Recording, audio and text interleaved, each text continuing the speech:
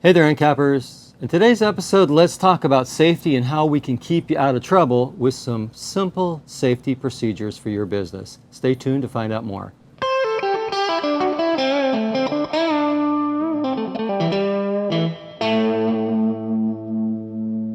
So you'll see that I'm wearing my high-vis safety shirt today. So let's talk about safety. Let's jump right in.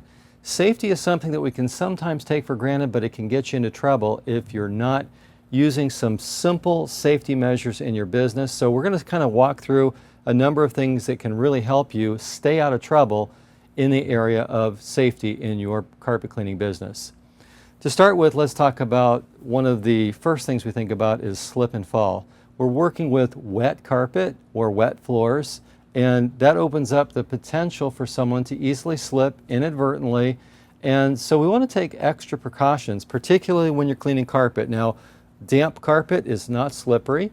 You can walk on damp carpet with rubber-soled shoes all day long, and there's really minimal chance of slipping. However, when you step onto a hard surface floor, like a ceramic tile floor, for example, it becomes like ice with grease on it. You will go straight down. So for your employees and also for any occupants of the building, you need to be super careful when it comes to those transitions between carpet to tile. So wet floor signs, put fans there. Again, one of the things that's great about fans is that they make noise, so it draws people's attention to the area where you're cleaning. You want to be careful with slipping. So if people are going to walk from a carpet onto a hard surface, we can help them to warn them and guide them so that they don't slip and fall.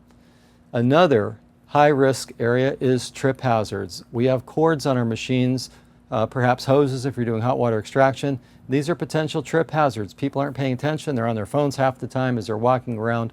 So again, save your bacon. Make sure that you have precautions in place to warn people about cords across walkways. They might be coming around a corner. They don't see a cord there, and you take them down. Now, these are two areas that attorneys easily can wipe you out on. Litigation, they look for slip and trip. That's what they're in business for. So personal injury attorneys, you want to stay out of that. Be careful with slip hazards. Be careful with trip hazards. So we talked about cords as it relates to tripping. Let's also talk about cords as an electrical hazard. If you have frayed cords or a plug that doesn't have the ground plug, for example, on it, it really needs to be replaced. Cut it, replace the cord end. Don't put yourself at risk with cords that are not safe. You got to have the ground plug on a grounded cord. And if the cord is frayed or has cuts in it, you really need to replace the cord. We're talking OSHA safety here. So again, don't put yourself in a situation where you're going to get in trouble. So that's one area with cords that you want to think about. Another thing that we think about with our employees is ergonomics. Make sure that machines are set up so that they can work, give them breaks so that they're not going to be using repetitive motions that might wear on their wrists and arms and other parts of their body. Again, common sense, and even implementing stretching programs before work shifts start can help your employees in the area of ergonomics. So let's talk about chemical safety. Now, for example, with release-it products, they're very safe. They carry a hazard rating of 1, which is like minimal, but with any chemical, you want to use common sense and safety. And again, when we're thinking about safety from an OSHA standpoint, be extra careful. Eye protection when you're working with chemicals, wearing gloves, these are some standards that you want to implement. And of course, if someone were to swallow the products or get it in their eyes, there's some safety information on the jug and on the SDS sheets, as well as a poison control number on our containers as well. Speaking of chemicals, let's talk about safety data sheets.